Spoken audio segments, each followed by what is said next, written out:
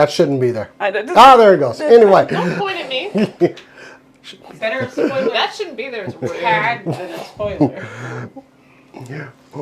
Welcome, y'all. This is an all-new episode of SCNS Live, the Super Cool Nerd Show. Thank you for joining us out there in the Super Cool Nerd Nation and putting up with us for taking 2 weeks off of this thing. Like this all night. It's not getting better. I am Jason the X. Over here is Cass. My name's Cass. Over there's Kat. I believe you. On the board over there, there's Cora. Put the spoiler thing back up. Hi there, sorry about the sound from me. We're still trying to fix it. Your hair is very fetching tonight. Oh, thank you. It sounds clear. It's just like, okay, sorry, I had to stop listening. It sounds clear, just kind of muffled. We'll fix that later. Anyway, so, yeah, we took 2 weeks off. Why did we take the first week off? We wanted to see Superman. No, the first one was because it was the 4th of July. Oh, that's right. That was a holiday. That doesn't count. That doesn't count against us. But also, yes, the new Superman movie, which was quite excellent. Loved it. Oh, 1 second. It had color. What are you talking about? Oh, I'm just getting ready, that's all. Huh? You're getting ready? just We're getting not talking. I'm just saying. We posted a very short... Let's talk about it right now. Okay, Let's fine. talk about the show. It's All right, so...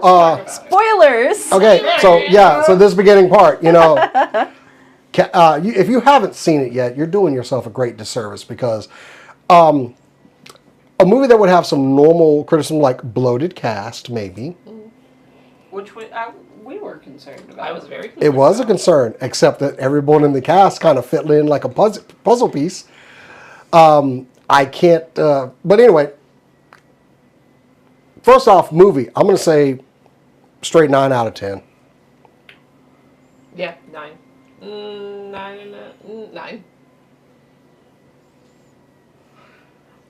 If I'm going by like critic standards for me, I would put it at a 9. But Okay. personally, it was a 10 because I've never liked a Superman movie since the 70s. That's a good element to put in there. I'll also give it a solid 9. There were some pacing issues, but they kind of worked in the way that they were telling the story, so... Like, it wasn't entertainment issues, it was pacing issues. Yeah. Which I felt like I forgive some. Yeah, I remember right about the halfway mark, I kind of like very subtly looked at my watch and was like, we're only an hour in. This has been non-stop, just one thing after another, and it just felt very, very rushed. And then right at that 1 hour mark, it was like, and we're going to let the movie breathe. And that absolutely blew me away. At the end of the first hour, I was like, eh. At the end of the second hour, I was like, I understand everything you did. I think it's absolutely fantastic. I absolutely loved it. And I forgave any compunctions I had about the first half. I think the general vibe of that movie was hope. Yeah. And that is what Superman is all about. That's especially what everyone has always told me. Especially him being this perfectly imperfect being. Mm-hmm. He, you know, there's a lot of there's a lot of people that will be simply corrupted by the power of Superman. I'm sorry. And somehow this good soul has it. And that got me for the movie. They got what Superman is about. Something that has been lacking in recent Superman movies. Also color. It had color. I could see daylight and like blue and reds and even when they were in like dark areas, you could still see what was happening. A novel concept, you can see what's happening in the movie. Yeah. Superman is the primary colors. Yeah. Yeah. Like, put the colors in there. And they did it. It's wonderful. And it matched Rachel Brosnahan's beautiful blue eyes. And we're going to get to her. Because, first off, let's David Cornswet. Perfect. Just a Perfect Superman. He had a charm when playing Clark Kent that was missing from Man of Steel. He played a really good dorky Clark Kent, and he played a really good, like, heroic Superman. Like, he was able to keep those two personalities different. You even saw, like, when he changed into Superman interview mode, like, you saw the change. And Superman is kind of a dork. Yeah. And so is he. I loved it. I absolutely love that. I can't say... What? Go ahead. I'm sorry. Where's my camera? Here? Yes. Here's why the pacing is exactly right. Oh, I don't know. That's It's all easier big. to All switch big around one. with spoilers. All big one. Yes. Here's why the pacing is the right choice. James Gunn, like 2 weeks ago, said, "I don't ever want to see a radioactive spider bite a teenage boy. I don't ever want to see pearls in Crime Alley." And there's a third one I forget. And it was just like, we know these things, and I respect directors who disagree with whether to show them. But like, we know these things. So James Gunn's like, we're not talking about that. We had We're a not quick talking about paragraph and we got it done. with each other, like Lois and Clark. We're not doing that. We're not doing it. We don't know who Jimmy Olsen is. We're not doing it. We don't know who Lex We are Luthor is. introducing We're these characters, done. and if this is your first time seeing them, here's your introduction. But it's Just let's not, go. and everyone knows it's not. Exactly. There are just some superhero origin stories that are part of the lexicon, and there's 3 of them specifically. There is Spider-Man, there's Batman, and there's Superman. Mm-hmm. Kat, turn your mic off and turn it back on. It's on. Yes, I would.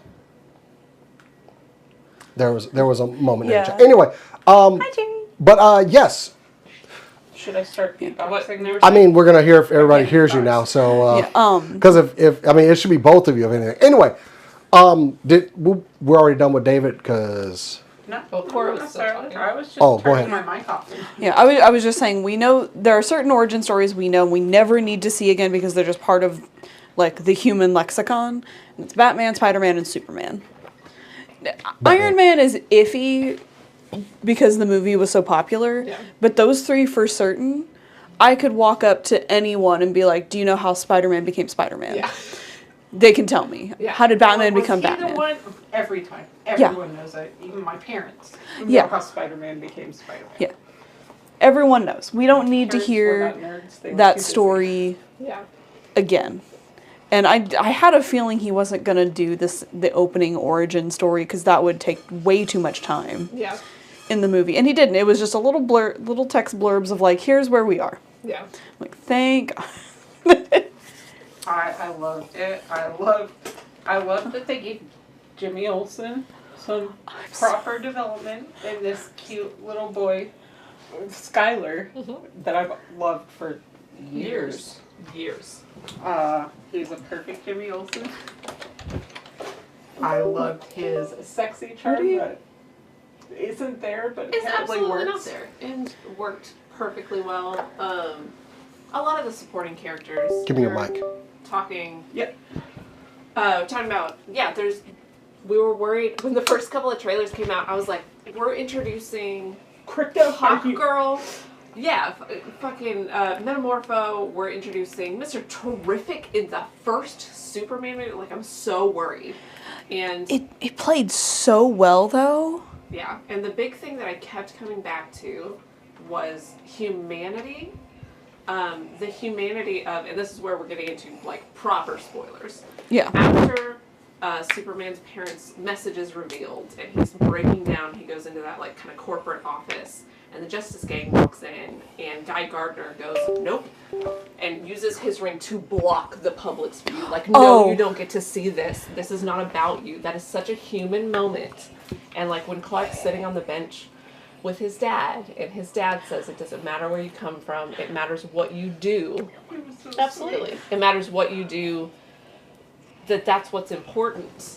Like, all of those moments were so human, and I feel like that's what we've been missing a lot, is like, with the quips from Marvel and with the darkness of the past DC, like, the humanity coming through absolutely made me, I loved it so much. I feel like Marvel's done it better. Yeah. Has approached it better.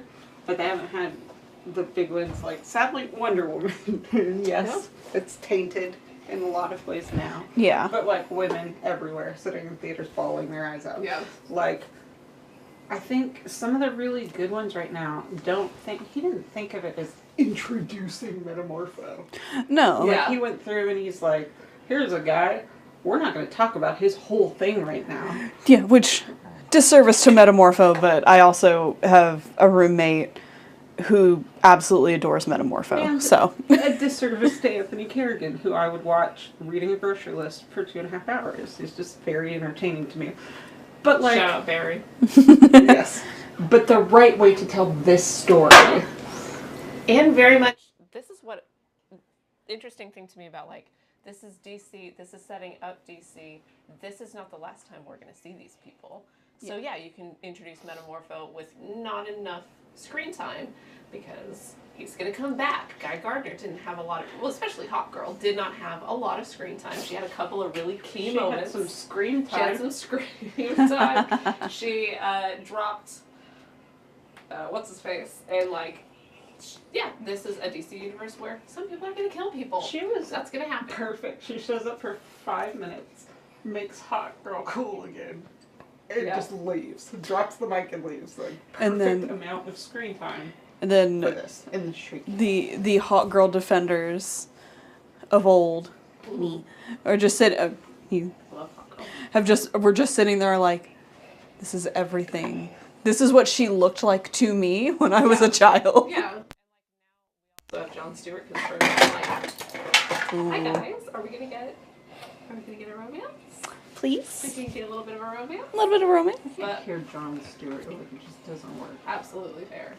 Yeah, like I'm so interested in this going forward because there's so many avenues that they could go down, and really, I do think Superman was the right person to kick it off. Oh, absolutely. Definitely. He introduces how you're going to, like, run a world, and we don't have to be like, wait, is he strong?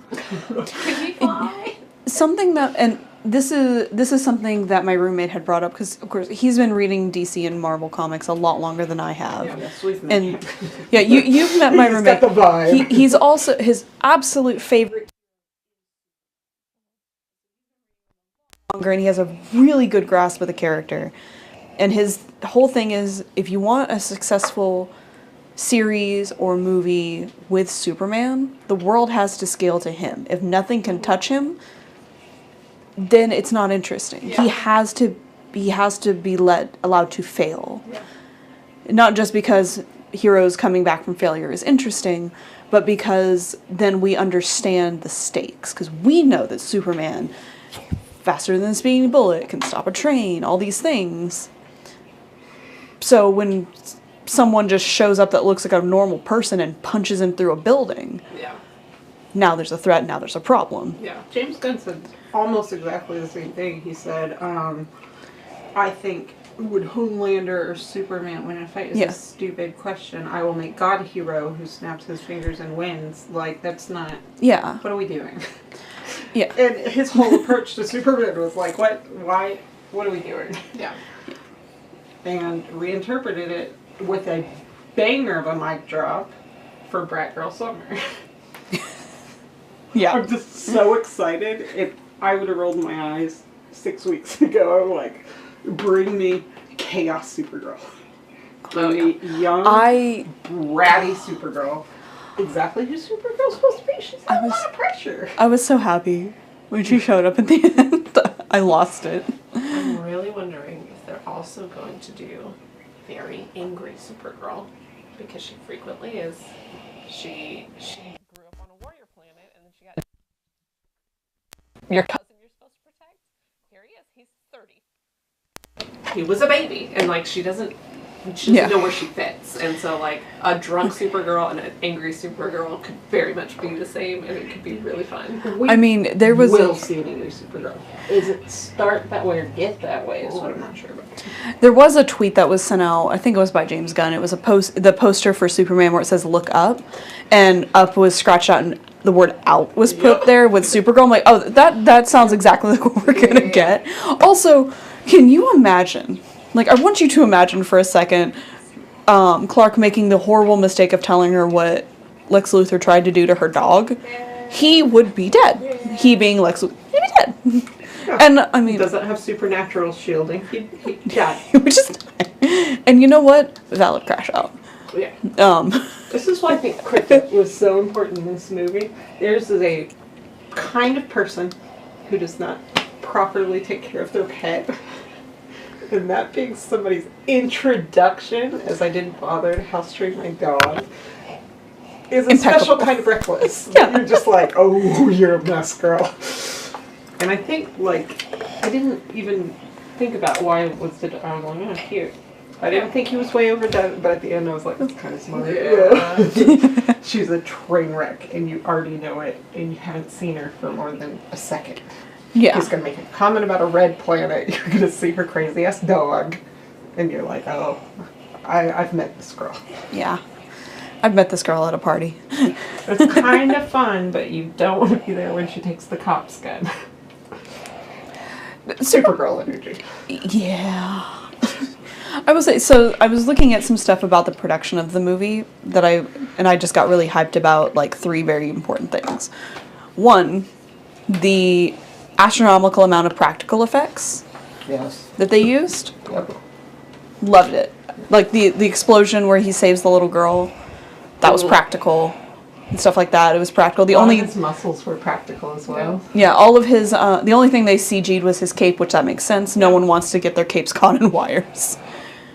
Superman's cape is filmic legacy. It is Yeah. why we use green screen, not blue screens. Even though the cape was red, it was mostly the tights. But like, Yeah. his cape has been a whole ass thing for movie history, and I love that. Yeah. The children that were working on the set thought they were filming with Superman, like not an actor. They thought he was Superman, and so he stayed in character when they were on the set, and that kills me every time. It's so sweet. He's so sweet. He's so cute. I don't know very much about it, but like, he's hot and he seems very humble and grateful, and I love that. The clip I saw where they were talking about that, he had picked up one of the kids and the other kids were like all around him and they were just all talking with each other. And I just sat there, I was like, this is Superman, and I just started crying. Oh, yeah. The final thing, Crypto is based off James Gunn's dog. Yeah. That Because apparently James Gunn's dog is an asshole. what better dog? It brings me back to humanity. Like, having a shitty dog is a very human experience. Ninja, 80-pound Australian Shepherd Lab mix, 80 pounds. He's not supposed to get that big.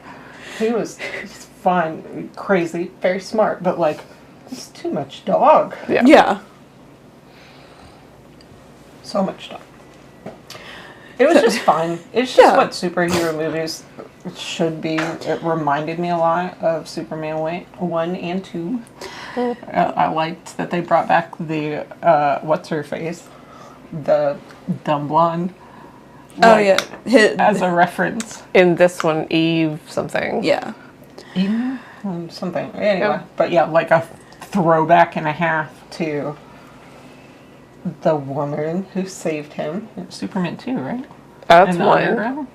The pool. That's one. Kryptonite thing. That's Superman one. Yeah. Like, and she saved him. Yeah. I thought that was cool. I have not seen I haven't seen a superhero movie that I've enjoyed this much since Blue Beetle. Which, I can't even tell Is it- you the last yeah. superhero movie I saw that I liked this much. like, Blue Beetle... Maybe Wonder Woman. That was a long time ago. Yeah. Yeah, and Blue Beetle was before that, or after that. Yeah. Blue Beetle We was just only a didn't couple years see ago. it. Yeah, I just didn't see Here it. it was amazing. I keep meaning to, but I never did. It's one of the best. It's again a movie where you can see things because there's light in it. And even though it has George Lopez does not steal the spotlight. He steals the scenes he's in because and it's not because he's George Lopez. It's because that character is unhinged, and it's like he's a conspiracy theorist, and he's really funny. And those are the reasons he's standing out, not because of the actor, which Like is Stan different. Grunkle. Huh? Stan Grunkle. Grunkle Stan, yeah. Grunkle Yeah, Stan, very kind of much like that. Like he knows how to like jam things with tech from his truck. Yeah. Because he built his truck for this. And that's like the kind of character we're getting, and I love it. Nice. Into the Spider-Verse moment. Ooh, yeah. yeah. Close. I still need to see the Spider-Verse movies. I'm They're really quite behind. Both Anyway, of them. know. like, I've never loved a Superman movie. I love this Superman movie. Please see it. Please see it in the theaters. Oh, we did like Thunderbolts quite a bit, but like Not to this extent. We both did like Thunderbolts quite a lot. Yeah, this is one of those like must-see movies, I would say. Yeah. It's a great theater movie too. It was a great theater movie. Another thing that I hold dear is that the fact that like the end credit scenes are not mandatory viewing, They're not Which is even not- giant spoilers. They're just No, kind of they're- like they're just Supergirl really- exists. Well, Was she that the wasn't. end of the movie That's or the not even post-credit? it. Yeah, that was the Credit, end yeah. movie. That wasn't the post What was the credit. post-credit? It was Him with his Superman and dog. Crypto sitting on the moon watching the Earth, So, which is just a nice visual. Yeah. And then the actual end credit scene was him critiquing Mr. Terrific's ability to put things back together. Watching the Earth from the moon is a fairly specific reference. Is it? Yeah. I don't remember to what. Okay. Like, he watch it in intervals. Like, he has this whole monologue series, I think, but I don't Yeah. remember. the only one that I can remember is Dr. Manhattan, and that's a very different context. Yes. That's a much more It was miserable big time. and Yeah. present, though. And I don't even think it's the moon. I think it's like Mars or something. Yeah, Oh, I think it's he Mars. just- He just bounces to somewhere else. I Yeah. assume it's Mars because I have not read or seen Watchmen, but I've seen like panels from it. Yeah, and the ground is Screenshots? red. Yeah. Big. No, not Just screenshots, some- panels. I've never. Anything I've seen from the movie has been Rorschach. Oh, the movie. Yeah. Anything from the comics I've seen, it's been Mr. Manhattan. I like the show. The HBO show. Well, he's a doctor. Oh, Dr. Manhattan. I'm sorry. And has a giant dog. He worked hard for that doctorate. I'm very versed in comic, as you can see. yeah. Test. the only Test. dick pic I've ever sent. Oh yeah, you sent me a dong picture of Dr. I sent Manhattan. it to Cass. No, I was like, watching oh. it, and I don't even know why. It was just on screen. I was like, that is big and blue. Look at this. And I was like, You sent me that. I was like, I don't that want felt this. weird. You know what? Sometimes you have to suffer together. I felt Yeah. like, and then I was like, Siblings. my bad. Unsolicited. I did the best I could. What Sorry. did you think of It's Dr. fine. Manhattan's dick and the watch? I'm not talking about that. That's where Anyway, we got. Thank you for your patience with the sound, everybody. Sometimes we do things live. We're risky. oh, I sound and great. cool. Anyway, Oh, excuse me. Can I take the spoiler sign down? I think we're going to We're move done. to news. Yeah. yeah, yeah. All right. I'm gonna make sure. Okay. Okay. The spoiler. Oh goodness! I've got the hiccups for no reason. How's Jerry bullying me in the chat and she's not even here? I don't know. This is How so can I wrong. hear your chest hair against the mic? Anyway, Sorry that we're slacking off, Jerry. We'll try harder in person. I'm going to go ahead and but finish. Started trying again Kitchen. just now.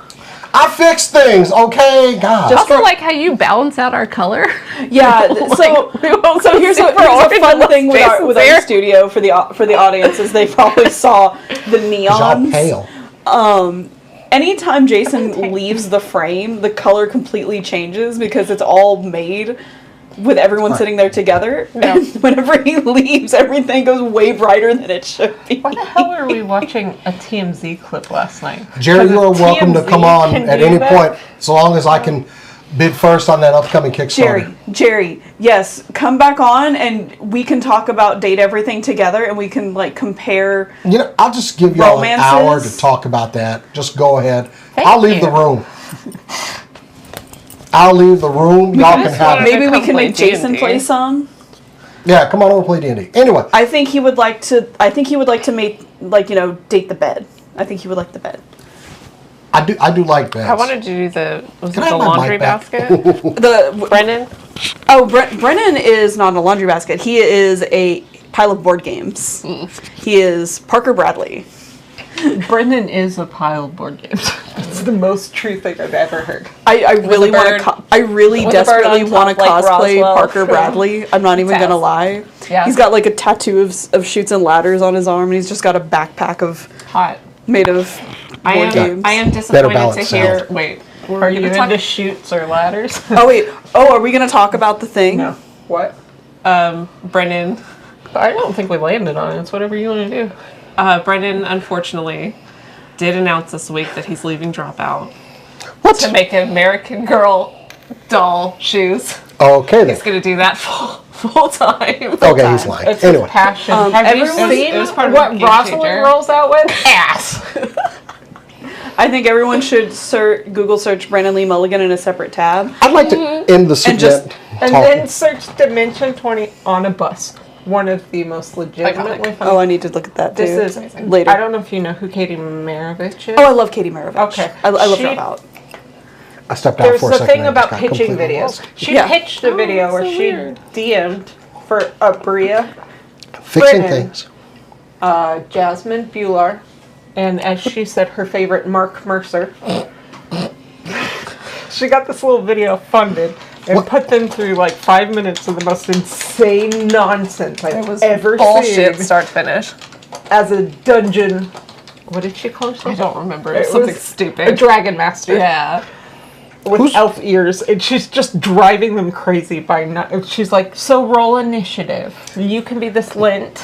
Question: whose bag is this fat ass cat sleeping on? Oh, baby Kitty. Boy. No, he's not a baby boy. He is. He He is 19 pounds. The breast milk. The breast milk. What?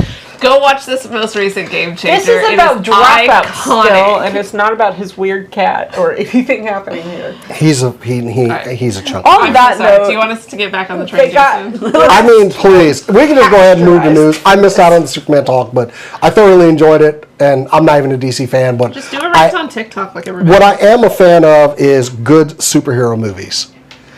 Because I hate, the genre is tapped out. Shut the anyway, Westerns were the predominant movie for over 30 years. we are getting brightly lit, colorful movies like, the upcoming Fantastic Four movie. Which better be good. The genres Wow. can't really Pedro. be done. They can't be done if it's a whole genre. that's Technically speaking, nuts. genres don't exist. There's a weird figure that recently came out in G.I. Joe that suspiciously has a Pedro Pascal looking head. And everyone's like, what's going on here? If you were fine. making figures right now, wouldn't you just make all of them with Pedro Just an Pascal's? accident. I mean, why not? He does everything Here's the else. new Wonder Woman. She's weirdly I got have a Pedro story. Pascal's head. I have a story about the Fantastic Four movie. Yes. Did you guys see this today? So, today, they told us that something was cut from the movie, right? And that happens all the time. Okay. This something was the Red Ghost. And John fucking Malkovich. They hired John Malkovich What the hell? and they cut him. He does not appear in the final movie. Okay? This hit a bunch of places today. So first you have to ask yourself, is this real, right? Is this a real thing that happened? And I think the skeleton of the story is true. I would imagine the facts are true because this isn't good news to get butts in seats. If you're a filmmaker right now and the week before you're getting butts in seats, it's your only job right now at any level is to get people to see it. This person was in the movie Of course, side by side on and that one. isn't anymore, isn't a good reason to buy a ticket to the Fantastic Four. So it's real. They hired John Malkovich. I don't understand this at all. I'm hoping that is completely false. I think it's Nuts. I think it's better if it's true. Wow. Here's the thing. Because Nah, really? If they cut John Malkovich, I'm not precious about John Malkovich. No, I don't care. think No. he's a relic of a time when we thought decibel level was the best delivery of the joke. Right before we went to mumblecore because we couldn't decide if you should yell jokes or whisper them. and Jason doesn't know that either. This is in the middle of the 2000s somewhere. I'm not precious about John Malkovich, but you know what he's not doing? He's not working for SAG-AFTRA. Jerry's a bad influence on the show. 1400 full days or something. He's not. He has a movie called Being John Malkovich. He costs a lot of money. So, if they're bold enough to cut him, that's good. But they were stupid enough to hire him. Yeah.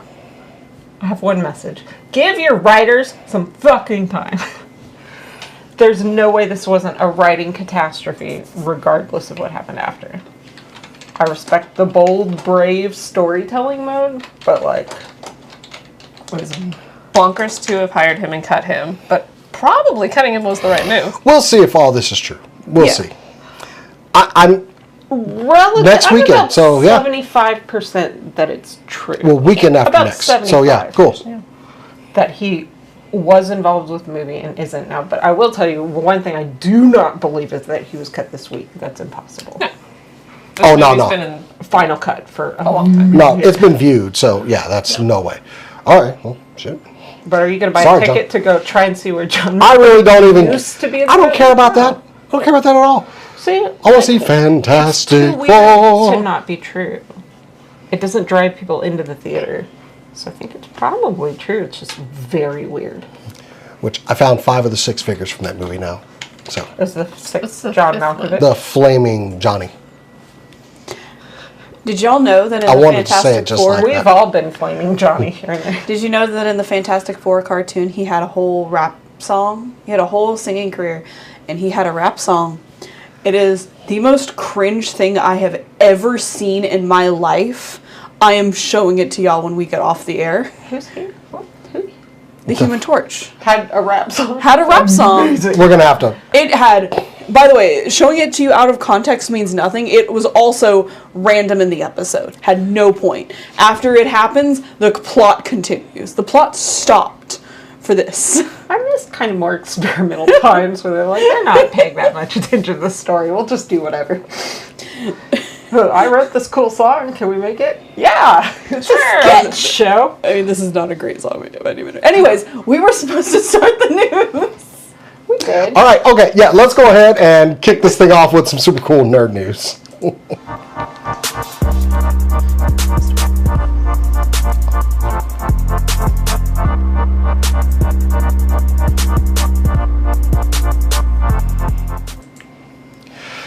All right, bear with me here. Just hold tight a second. No promises. Where's the bear? FX Spelled differently. on Hulu. Shigeru Miyamoto on Twitter, yes, I said Twitter, has announced the casting for the Legend of Zelda movie. Just stop for a second. Stop. Okay? Let's go ahead and just take a look at our 2 actors who will be playing Link and Zelda in the movie. I'm mad it's not. So this is Bo Bragason and Benjamin Evan Ainsworth. They will be playing Zelda and Link, respectfully. This movie will be directed by Wes Ball. It is expected to May 27, 2027. Now, Miyamoto-san made a very good point to add these, to announce these actors. They are relatively unknown and young actors.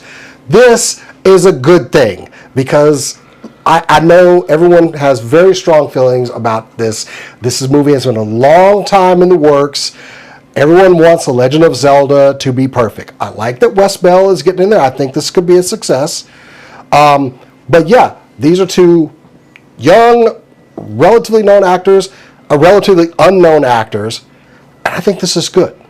Like, I It gives wanted them a it to chance be Hunter Schafer, but like this is clearly not the story they were And telling. can we could not cast. Can we get a Hunter look Schafer. at them real quick? They're 'Cause young. yeah, I look at Bo and I see Zelda. I see Zelda there. So I'm happy with that. That she has like you don't even need to change her hair color as far as I'm concerned. I kind of like that blonde color, but you can't tell me that kid will not look good in the green hat and everything. They look like the characters. They were clearly cast due to looks, and I'm going to say that they were cast on talent as well. So I'm pretty sure they had to beat out a lot of Other- actors for this yeah, role. Kids that looked like the So part. I'm pretty confident in that, and I like that we're getting people that there's no predetermination. If you really want to go back, go and find their filmography. But I doubt if it's going to really it's kind of like Iman Vellani playing Miss Marvel. She wasn't that big of an actor. She had done a couple of like stage things and everything. It gave her a chance to kind of break out in that role, and I think that could be the same thing for these off. I am all for new actors getting a chance in Hollywood, especially with big roles, and then just being given the stick to run with it. Yeah. So I'm happy about this. I know a lot of people, they had who they want. That's not who you're going to get. This is who we got. Now, Yeah. as far as like the movie, we don't know anything. We just got the actors. No one's seen the script. I am a huge Legend of Zelda fan. Okay? And it's hard for me to just cope with the fact that it is 2025. I played the Legend of Zelda Gold NES cartridge, and there has never been a live action of this movie ever. Yeah, Zelda's a cash cow. I don't know how they've never made one. It's kind of like all those old school titles really would lead themselves to making decent movies. Like, I would love for one day to be a Metroid movie. You know, right there. Those are my 2 favorite games in a row. We got a decent Super Mario Brothers movie. I thought, everybody didn't like Chris Pratt, but I mean, it was a fun you movie. mean the most recent one? Yeah, the most recent one. Not the one from 1992. First off, don't even mention that one. That movie Described is a as cult decent. classic, and I love that movie to this day. But I would it's not a defend it. decent movie. It's fun to watch and Yeah. yell at, Yeah, but okay, it's I not a understand. decent We were movie. talking about live action. I thought maybe you meant the one from 1992. You remember when we got the cool Dungeons and Dragons movie? Jeremy Irons. But it's been years that we've been hearing, oh, they're doing a Legend of Zelda movie. This is the closest we've been, okay? I kind of need this to happen, at this point, for better or worse, just to get it done. But I'm confident with the casting. What do y'all think of these two? Seriously, they kind of look like it. I hope she like kind of fills out. She looks very, very childlike to me.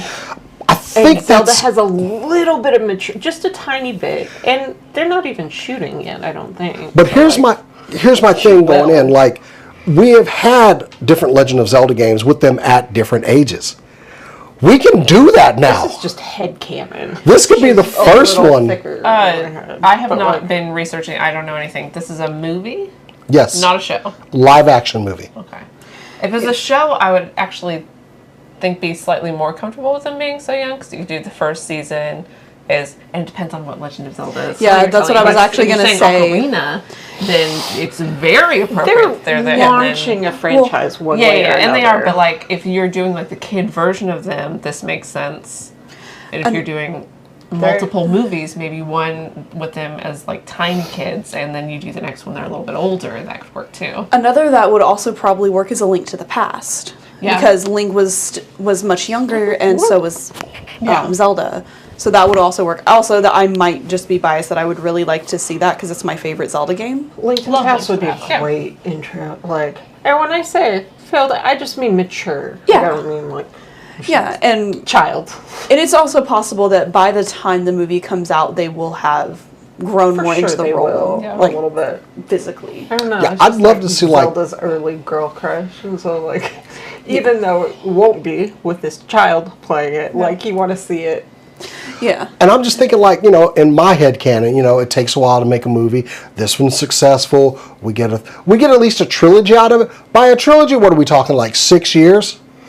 We can do a lot of stuff with makeup to make them look a little bit older by that time. But 6 years, they'd be adults by then. You know, this is why they cast them so young. They want Yeah. these actors. Yeah, and they don't Yeah. want stay they with don't them want for the a minute. Stranger Things issue where Yeah. everyone. I just saw the new teaser and everyone looks 25. But they also don't want to do like 6 years difference between like Yeah. stories, so they have different actors, and that's fine. I think they chose these. Yeah. Yeah. I think film-wise, Ocarina of Time might be a better pick because a lot of those dungeons you can just skip, like make them shorter and skip a lot of the puzzles that are in them. Yeah. So that he can get the items needed, and Yeah. that will definitely shorten things by a lot. You're gonna have to condense Yeah, a you're- lot if you're gonna try and make this into a movie.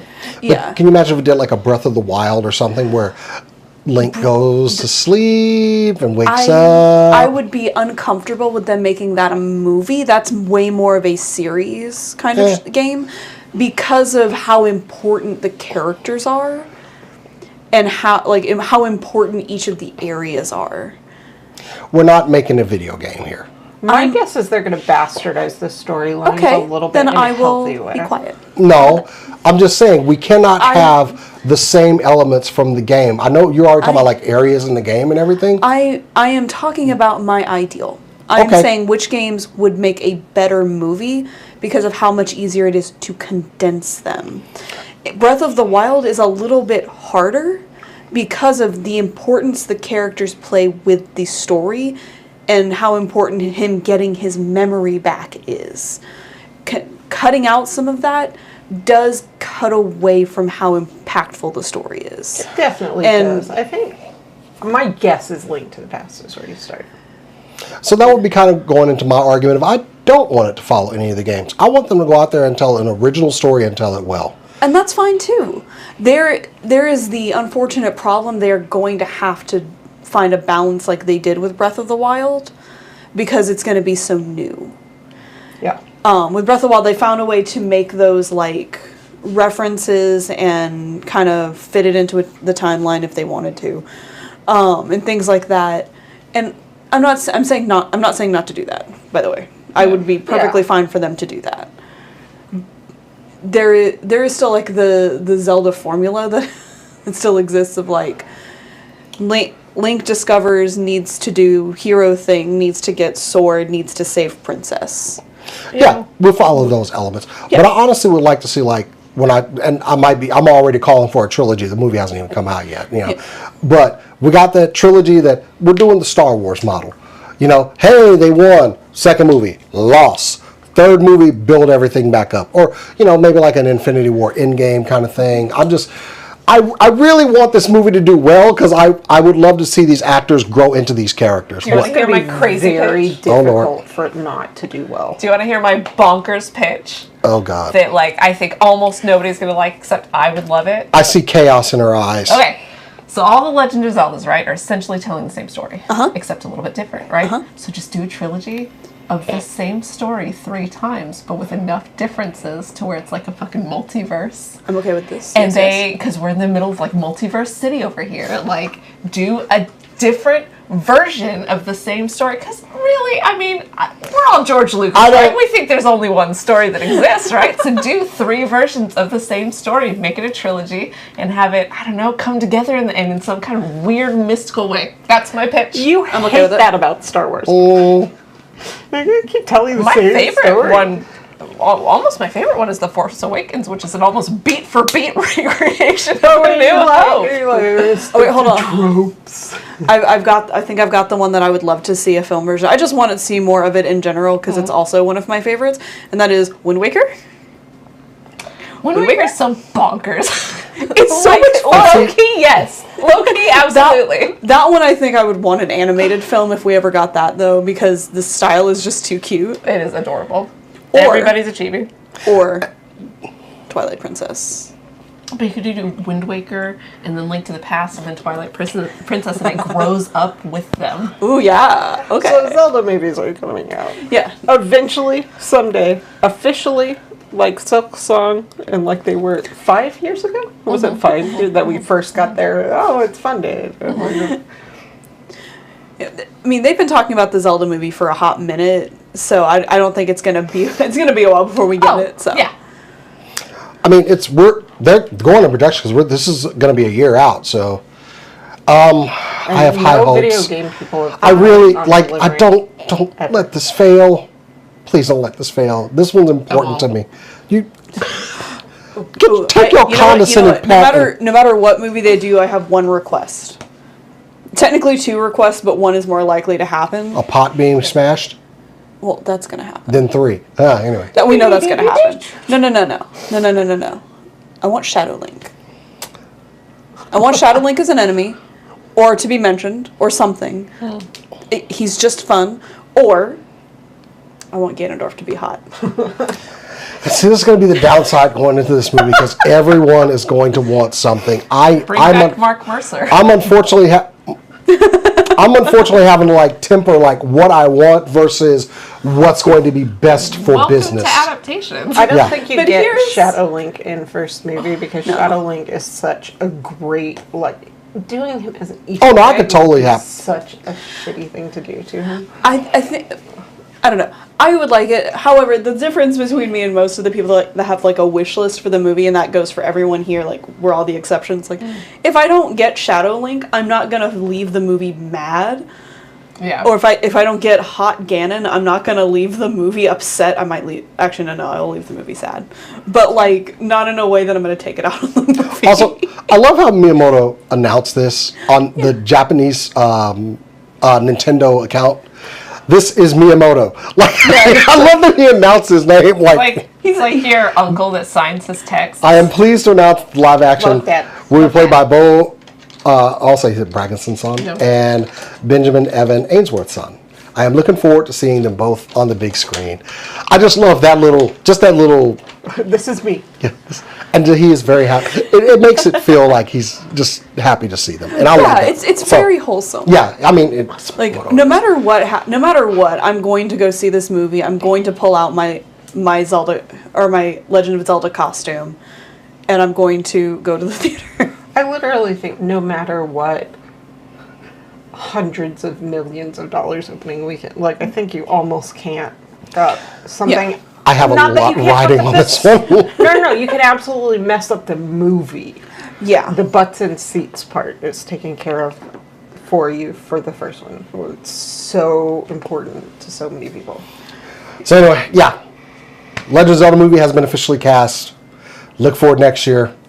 Let's go. All right. You fucking newbies. Like, we want to see great things Yeah. for you kids. Cass, what you got? All right. I feel emotional after that one. Yeah.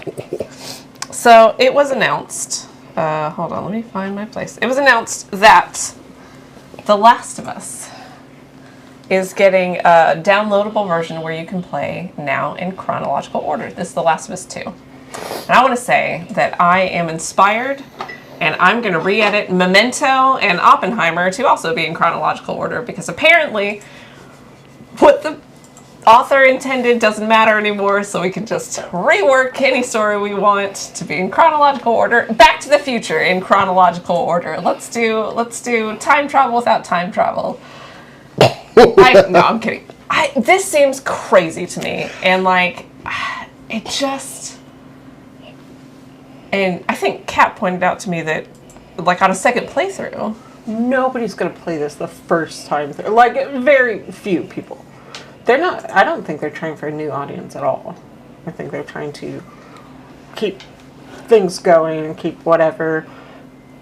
And, like, developers used to do this more often. But, like, if you haven't seen Memento, you wouldn't know why your joke was funny. Like, who's going to be like, oh, the chronological order. I imagine it says you should play the other one first. I bet it was like Valhalla did. It was like, oh, you're going to find out everything about Ragnarok if you play Valhalla now. I think it would probably be similar. Maybe. I don't know. I think it'd be insane to be like, yeah, I don't think good video game developers are like, how we told the story. It wasn't part of it. It's odd to me because Naughty Dog has been re-releasing and re-releasing and re-releasing The Last of Us and The Last of Us 2 for years. Yeah. But this is a free download. And so it's not making the money. I do wonder if this is kind of a backlash to The Last of Us Season 2. Because a lot of people weren't happy with how the story was told. And maybe they're... There's a lot of people yes. I was not happy with how the story was told in The Last of Us Season 2. I mean, back to the point of like, in chronological order and everything. Yeah. I know people like, they have like their Star Wars cuts that they like to, and I disagree with, I mean, personally, I disagree with them because that's not what the creator intended. So I'm going to go with what they wanted us to see in what order, and we can criticize the execution of things, but criticizing like how, like not, criticizing the process which they went by, that I can't get behind. Like, my big thing is that because of the show, I recently experienced some of The Last of Us 2, not in the intended order of the video game, right? okay. And one of my favorite things of the video game is you follow not Ellie's chronological journey, but her emotional journey of her remembering certain moments that she spent with Joel in critical moments. It was kind of it was a storytelling. It was a storytelling. Yeah. And so to take that away, and I realize it's probably not the first time you're going to play it, but like, is the last scene going to hit as hard if you don't have the flashback? I personally don't think so. Like, I think it's really important to be there in her memories with her, and because the whole game is about perspective, understanding what she's thinking about, which is how I always interpreted it. That's what she's thinking about in these moments. To me. If it's all about her perspective, then deconstructing and reordering it is inherently interesting. In what way? We're not inside anybody else's perspective. Only after you've experienced it. I was the kid who read Choose Your Own Adventure and kept my fingers because I wanted to see it all the different ways. Like, in that way. It is pleasing to my neurodivergence to be like, but what if it was happening in real time? What would that look like? That is interesting to me when it wasn't presented that way in stories I love. Like reading the Chronicles of Narnia. Chronologically is a different experience. I guess I have more faith than you that this is not going to be anybody's introduction virtually at all. that it's going to be like a kind of fresh perspective for people who loved it enough to download DLC years later and play again, Yeah. like I do with God of War. Maybe. Yeah. That would be my guess. I know if you took a project of mine, ripped it apart, and put it back in the way that you like it better, that would be crazy to me. And I don't know. Maybe Neil Druckmann did sign off on it. Or maybe Naughty Dog was just like, we think we can make people do it again. And that seems crazy to me. But yeah, it could But be ultimately, really it's their interesting. As an option. artist, don't you want them to experience it how you want to present it first. And then if they loved it so much, they want to just sit there and have like a talk back about it and do the whole thing again. Like as an artist, you wouldn't be like, oh. I think that's what fan fiction's for. Like, I always want, like, more, yeah, you want to dive deeper into my thing? Sorry, Jason, go ahead, what? I'm sorry, I was petting a cat. Sorry. Oh, I thought you were bursting with wisdom. No. I have no wisdom. Me neither, but I have lots of opinions. Alright, I'm done. I want to say there are some media where like rearranging it is a terrible idea. I think Last of Us season 2, or not season 2, but like Last of Us 2 is one where it's questionable because I do like how it's told the way it is. And things like The Usual Suspects, you completely ruin everything if you tell it chronologically. It's not nearly as interesting or impactful. But with some of the Star Wars movies, there is a famous reconstruction of it, so to speak, called The Black Mantle. Mm-hmm. It is incredible, but it was also very distinct from the original. It wasn't just putting things in chronological order, because there's still stuff that's out of chronological order. Yeah. It was trying to emulate samurai movies, and if that could happen. And Yeah. It was really interesting. With Star Wars, I'm aware of the Machete Order. Yeah. Yeah, that's which it. is similar to Last Two original in that you stay with the emotional journey instead of the chronological journey. Have you Yeah. seen Memento in order? Because there's some cut. No, I haven't. It makes no sense. I don't know, like, this might also just be a purely age thing. DLC is not real video game to me. It's not original video game. It's only bonus video game, and I do think that's changed and is a little bit more for physical media, old school, weren't downloads of things, experiences in some ways. So maybe that's part of it. Maybe. Yeah. Either way, weird choice, but at least it's an optional choice. Well, we're talking about it. Let's see. Well, I had one about Superman, but it was kind of dumb. Apparently, you could yell at David Cornsweet and be like, "Shut the fuck up! Don't ask me that many questions. You've got your character down. Get in front of the camera." And James Gunn did that a lot. Oh, Wow. that's actually kind of wholesome. Like, I let him ask 100 questions, but at some point he was like, "You've got it. You're doing fine. Get over there. Shut up." I Go definitely over there. have That's such a dad thing to directors do. that I've worked with that have been able to do that to me. Not all of them, but some of them. I can do it now. Yeah. But not at first. Anyway, that's David Cornsweet. Also, he's a bigger nerd than Brosnahan, if you want. I'm trying to get to my actual story. According to her and not him, he's like, we brought in equal things. And she was like, no, we did not. He knew it, and I did not. Okay. Eddington. Do you know what Eddington is? Because I didn't until today. Oh, do go on. Eddington is a new A24 movie. It's a comedy, black comedy, dark comedy, Okay. about COVID in a very small town Oh, boy. Okay. with Joaquin Phoenix and Pedro Pascal. Perfect. Let's go. It's about society fracturing. And I was not interested in this movie really that much because it's got this neo-Western vibe I don't care for that much until today. I found out it is being directed by Ari Aster of Midsommar and Hereditary fame. What? What the fuck? Okay. Okay, I'm in. This is so wacky, it might work. I'm not a big fan of what movie critics say. I don't care most of the time. But this one has kicked up a lot of interesting shit because it's like COVID broke our brain. Is looking at it cinematically helpful? Yeah. Because apparently he doesn't have a big message about it. it's kind of like this was a crazy thing, and it fucked us up. And I'm like, Agreed. sometimes you have to kickstart a conversation, especially in generational trauma aspects, to get stuff talking about it. Maybe that isn't. I don't know. What do you guys think? I mean, Pascal's and everything, but damn it, I would go Joaquin Phoenix and him. Yeah, I'm in. I'll sit through Joaquin Phoenix if I can get Pedro Pascal. Not a huge Joaquin Phoenix fan. Did see his apology tour on Stephen Colbert for his Letterman interview of like 15 years ago that was a disaster. Oh. He apologized. He did very charming, very humble, like I thought I was doing a thing and I did it awfully and like self-deprecating. And I remembered that at one point it did find him a little after Signs Before Joker. I was kind of like, he's okay.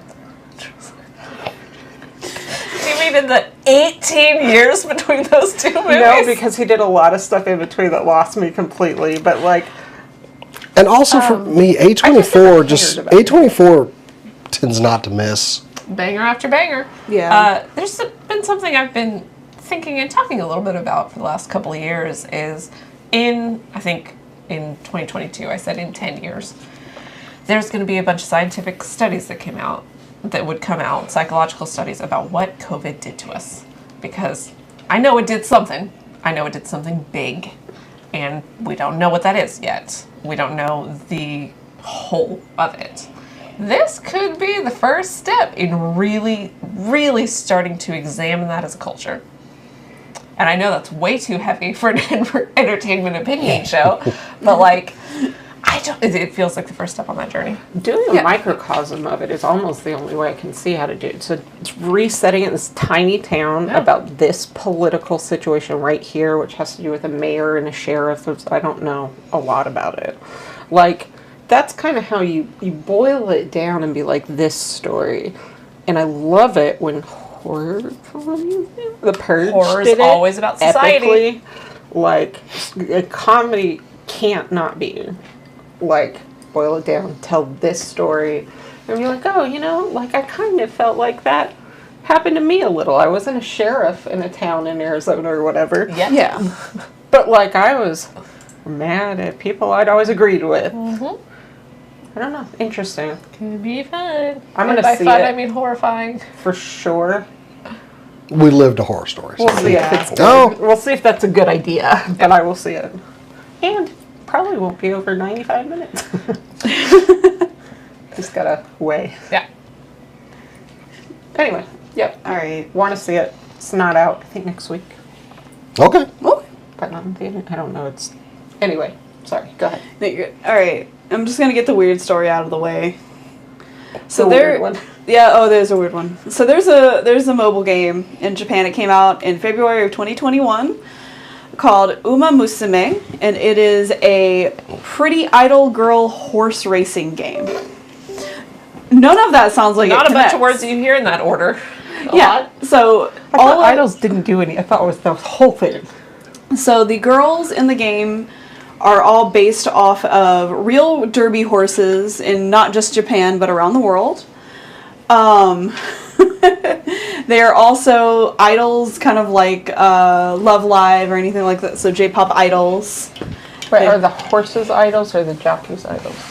There's no jockeys in this game. It's the horses are idols. What you see on screen, you see this cute girl with the little horse ears. That's the racer. That's the horse. So fucking weird. Yeah, it's a weird time. Another couple of words you don't usually hear to row. Yeah. That's the horse. That's the horse. Believe it, Cat, that's the horse. And this took off real big in Japan. There's an anime for it that's actually that looks actually pretty decent. I can't even lie.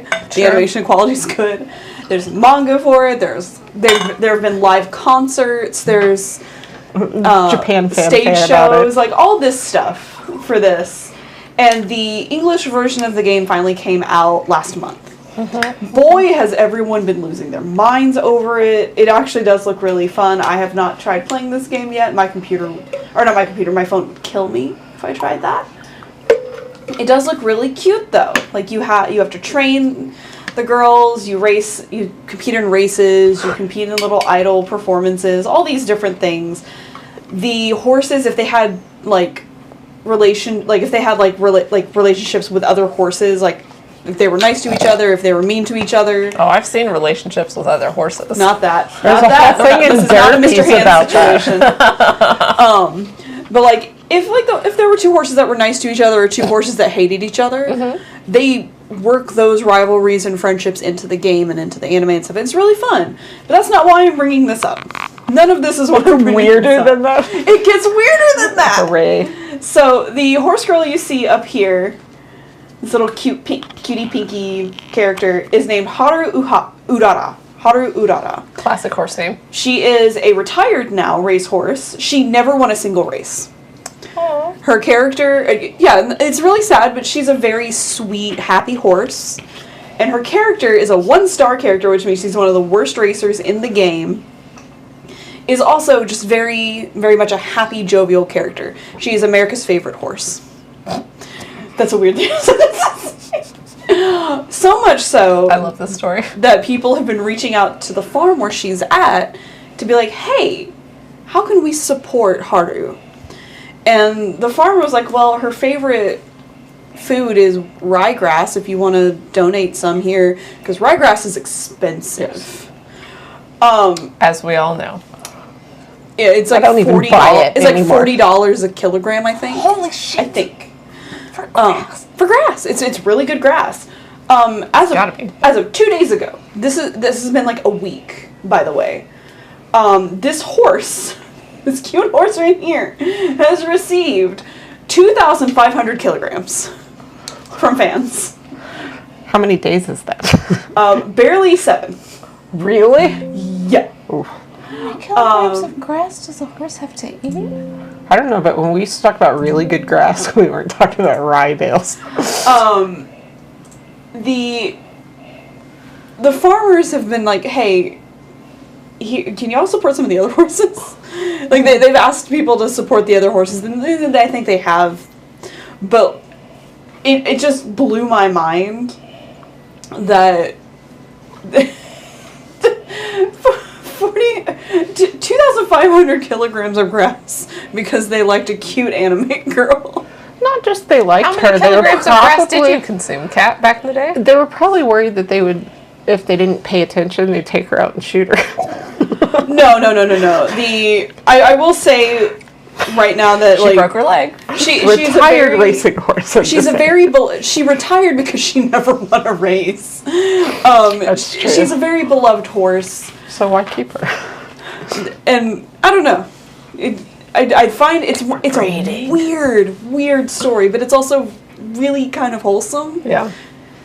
And people have like sports anime is weird, okay? And then sports race, we have this horse is girl on another racing. level. You have a Yeah, Venn have to diagram with acknowledge that. horse girls in sports anime, and that's just it's gonna normally do that. Normally they're two separate circles, Right. but right now they are the same circle. And as a note, a cute touch, they all wear heels. The toe part of their heel has horseshoes. This is so. I just think that's really cute. A cute little Heels? touch. They wear heels to emulate like the hooves. I I think they'd be guess. wearing gravity heels. This feels like I don't such a fetish. That's what I They're thought. like livestock and they race. So that's what I thought at And if first, they and like then I each looked at it. other? I was like, no, this is the most anime bullshit I've ever seen. That's fair. Like I know it, but I feel like somebody had to say my thing. Yeah. Yeah, no. Like, it's just out there. Your thing definitely exists, but Rule 34 is the thing. Rule 34 is the thing. Please don't go there. Unless you want to look up Trump felonies. Rule 34, right? Nope. But yeah, if you're into idle games and you're into weird gacha games, Uma Musume is right there for you. And if you pull Haru Urara, it is possible to win with her. Someone got her strong enough to get through almost every race in the game. They just can't win the last race. It is really cute. And, like, it is Stop possible shaking to win with her, Bring is your what I mic tell closer people to about you. me. That's the reason you sound far away is your mic is like far away. Oh, no. It was also, like, it's not that much farther away than anybody else's. But also, I had the mic up against my mouth. And Every it was time you like same turn, thing. it was like better. This will make a great short. This is, How about now? no, that's far too close. Sexy. Anyway, I might have to give this game a try. I might. I'm happy for you. Yeah, You're like you. our resident gotcha game tester. Like, That's true. I mean, you brought up some weird ass games on this show before. This is by far. Like I heard, This is not. No. I'm sorry. This is not weirder than What's Date bad Everything. No. is I heard. Not weirder than what? Date Everything. This is not weirder. No, than that's Date still Everything. not. No. Date everything is more socially acceptable. Yeah, this is not weirder than that. So I actually heard someone talking about this game earlier this week. Oh, and you want to judge her? No. She's What circles literally, are you running in? she's literally the first person that I thought of. Because I was like, I wonder if Cora's playing this game. Seriously. Like, in my head, like, thought bubble, I wonder if Cora's playing this game. Anytime I see an anime that's like a really cute animation style and I can't identify a storyline, I assume Cora's playing it. Anyway. You're like dating or like flowers or something. What normal thing do Stream it. you have, Jason? It's perfectly normal thing. It's something probably doesn't. it's something that's actually going to right. make you very happy, honestly. Is it Dune? Yeah, that is one thing that will make her happy, but this is something different. So we got some news on the new Lantern show.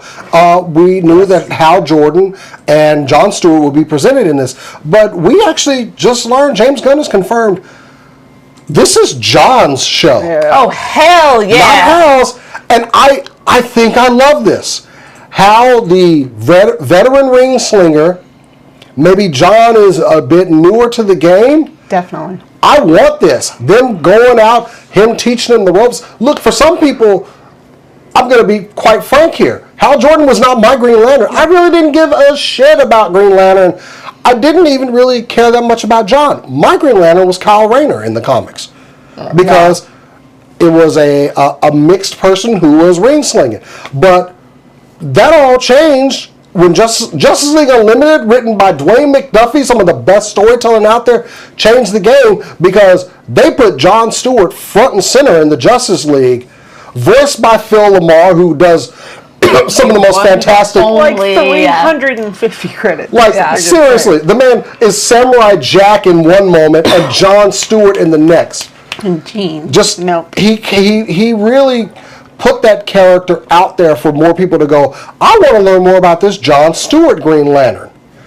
And for a lot of people, that Green Lantern was the one that was in everything. He was getting the Justice League action figures during that time. Nobody was really thinking about how, I think during that time, Hal in the comics was still relatively, because he went evil and then he kind of disappeared. Yeah. And then they brought him back in Rebirth.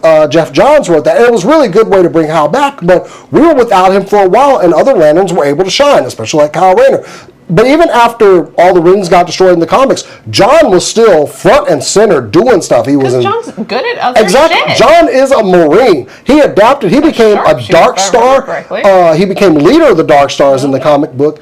They eventually got a ring back on his hand. But as far as somebody that's towed the line, I think John is worthy of this show. So... yeah, I was excited to see this. I did have some notes on it and everything, but yeah, James Gunn did confirm. And also, they are claiming this show, well, I mean, I love how they say this. This is going to be an Emmy contender. All right, we'll see. Strong statement, Cotton. Let's see if it works out for him. Anyway. I have even less faith in the Emmys than I did a week ago, so. But yeah, speaking of CBS this morning, he did. A low bar. And James Gunn is running the show right now. He did confirm Jon Stewart will be the focal point of the story. We got into the Supergirl and Lanterns next summer. It's basically Jon Stewart's story in a lot of ways, but with those other characters. He said, referencing Guy Gardner and Hal Jordan. And I think I love this. I mean, look, I like Hal when they brought him back in the Rebirth series. I did like that, it kind of gave me a fresh set of eyes on Hal, because honestly, I kind of got into Hal when he was destroying all the Green Lanterns, and then we got Kyle. So, yeah, I can see this. And at some point, maybe, they recruit yet another Lantern. Maybe they recruit Kyle Rayner at some point. I'd love to see it. But yeah, get as many of the most prominent members of the Corps in this show. I'd love to see Kilowog on screen. The reason... I just want to see Kilowog. I'm not the biggest fan, but I get it. The reason that a lot of people, I didn't really connect with Hal Jordan. I finally figured out for me what it is about Hal.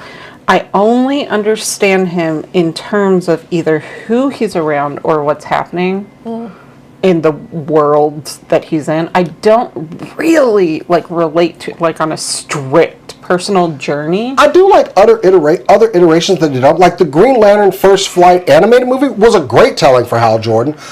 They did a Green Lantern series at one point that had him and Kilowog front and center. I think I appreciate. I don't dislike Hal, but I don't. I think I appreciate it more after Rebirth. But let's get back to the point. John was the man. He was played so well by Phil Lamar, and I think people like that. People wanted John. Such a sense of responsibility and of understanding the weight of what you've been trusted with.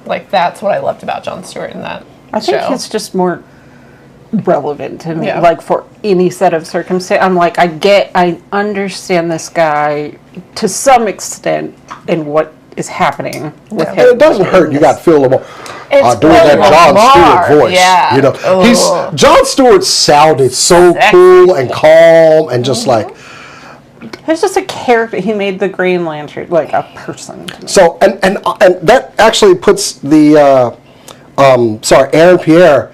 I'm sorry, I gotta put it to you, man. You got some big shoes to fill, okay? And I want you to be good. I want you to be great, But you are really stepping into a role that a lot of people in you guys' generation. Because I loved Justice League Unlimited because Dwayne McDuffie could write his ass off, and It was just such a fun ensemble thing. and I did not really care about Green Lanterns until Kyle Rayner and Jon Stewart were presented in this light, if you would. So yeah, I'm really hoping that Aaron Pierre knocks it out of the park because, once again, an actor that not a bunch of acting credits to his name. No. But they've been solid. they are getting the chance to run with it. I've got great news for you. You can't star in a new Green Lantern thing and not have some idea that it's gonna be fucking rough in moments because Green Lantern hasn't been great. What I'm really thinking cinematically is not animated. Yeah. Oh, also they have wrapped filming on that, by the way. Okay. I needed Jon so- Stewart cameo. I can't wait to see some interviews with Aaron. I'd love to see what his motivations are and what his. I do want to see his take on the character, but I want to see where he's getting that take from. Yeah. And honestly, he seems like I'm looking at this man at his age. This man watched Justice League Unlimited. This man saw Jon Stewart and was like, his voice deepened when he was like, I want to play that character. Can we think of a recent example of maybe an actor that's relatively unknown that was going to take on a big, important superhero in the James Gunn universe? Maybe somebody that's really iconic to a lot of people. Just saying, maybe David Cornsweet was not really well known, and maybe he massively pulled off one of the hardest superheroes. So, I trust this writing group. I'm very optimistic about this series. Yeah, I'm excited. I'm very excited. I hope Aaron does a really good job, and I can't wait to see some of the press work he's going to do. So there are people who are like, oh, you're finally getting with it on James Gunn because I've been very interested in him lately. And I'm like, no, James Gunn has gotten better. Yeah. I was not missing the mark on him. He's growing in respect. Oh, we got a new viewer there. Hey. The It is live, yes. the 757 Hustle Show. I like the name. Hello. Anyway, Yeah. go sub to his channel.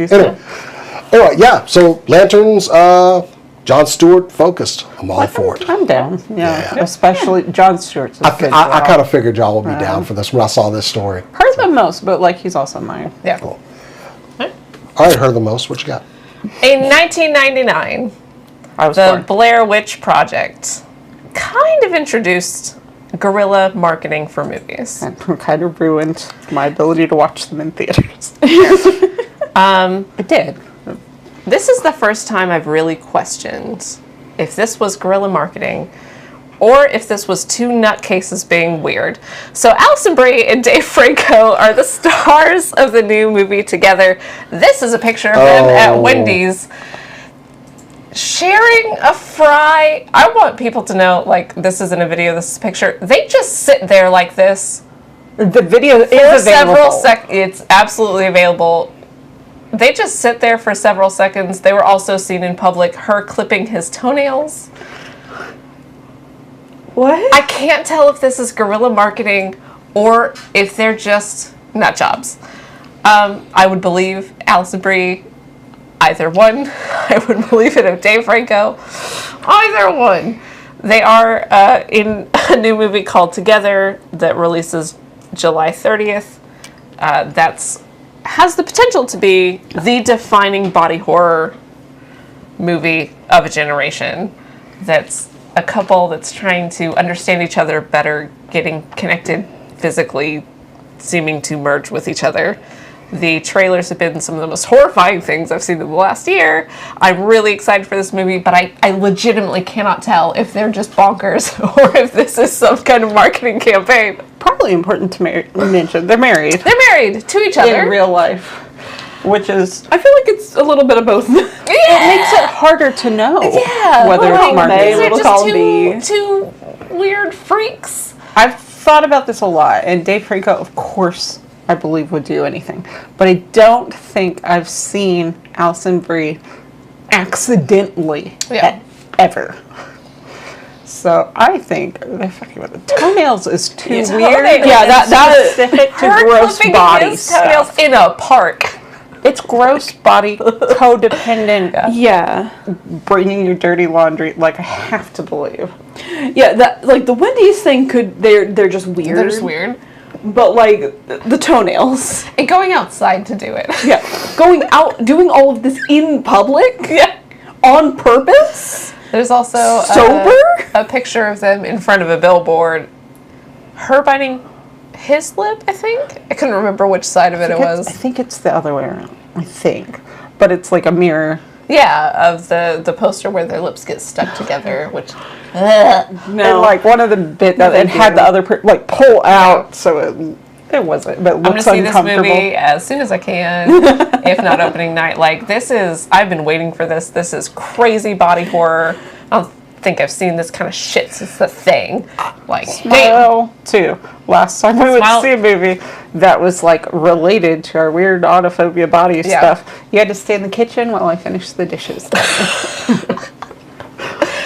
I wonder if after seeing this movie, if we're not going to be able to be within 5 feet of each other for a week. They're gonna try and hold. I mean, me I was scary. I was kind of hyped to watch this movie, but of course we still have a legal case out there of the plagiarism claims, and I kind of want that to clear before I'm willing to give them money. Yes, I have looked deep into this, and the alleged similarities were bodies reflecting a couple's codependent state, and that's it. And I'm like, that's Armageddon coming out 5 times a year. That's the I'd like to see that fully There's settled. also some evidence that this script came out slightly before. I did see There. he does have some registration claims that he's made, but he's made those claims. So I would like to see that settled. Is all. I understand. I was willing, but after I kind of looked at the case a little bit, let's get that worked out before I'm just willing to give something that I'm not going to get too much into it. There is a case of plagiarism in this movie, and that's honestly something that I really hate. I do too. As someone that's like done comedy and had jokes stolen from me, it's one of those things I look. But I would like to see it settled. Maybe they can either they come to something where, hey, this movie gets released, they agree to go. I'd be happy with that. But I did read the writer's comments on it, and it was very heartfelt. It was very very telling. I'm glad he got his side of the story out there. I just would like to see this settled at some point. I don't think they have their distribution on lock. It would be insane for them to release it before they've settled that. Yeah. Like, this is the pit stuff. You gotta fix it. Yeah. And Or the at Pitts least, like- shooting. And got nominated for some Emmys. But, like, it's not that. I think plagiarism is a huge deal. I don't think it happened here. That's my guess. But yeah, like, I want the comfort. I've got and I time. want people to be able to challenge Oh yeah. bigger stars than them if their art is being stolen. So we'll see, and I will honestly look into it more, and make a decision based off of that. But I don't think anybody's lying. It's a good concept. Critical role where I'm like, Matt's doing exactly my thing. I think it's more like concepts and how we're having conversations as a society can flow in similar directions with artists. But I would like, and I don't think anybody's lying, and that's kind of nice, just like they're trying to settle some stuff. Yeah. Yep. Oh, okay. So this one led out from my other story beautifully, but I didn't do them back to back. So remember when I was talking about John Malkovich? So nobody's going to go to a theater to see somebody who got cut from a movie unless it's the new Tron movie and it's Jared Leto, because they released a new trailer for Tron Ares? Yes. oh yes, I'm going to watch that today. And it's a 2.5 minute trailer. They don't show him. He's the leading man until 40 seconds into the trailer. And I know this is Tron and you're doing your little stuff, but it really feels like you wanted me to not remember it was Jared Leto. Because he's just been on this, and everybody's like, yeah, Tron, cool, yeah. Oh, Jared Leto. And it's like the world collectively has gotten exhausted of him. And his very real allegations that are out there. Hey, it's Morbin time. It really kind of sucks because I liked 30 Seconds to Mars, and I saw them when they were a nobody band in Fort Worth. And he rocked. It was a great show. He climbed up to the balcony and stage dove off it. My God. He was probably high as fuck. But like, His it was a lot of fun shipping a brick. to go to the show. And it was a very low second story, like, balcony. It's still, but it was like, No, oh my he can't God. be taking. He has money to make. He can't be like risking his life stage diving. Not just like, I've seen some stage dives go wrong. he So was okay. high as fuck, but it was a hype show. I imagine he was high. I do not know. And like hey, this is a cool, fun artist that like I like, and I'm not going to follow his personal life. It's just got all. I wish I'd watched that trailer now. He looks so fucking greasy in a Tron movie.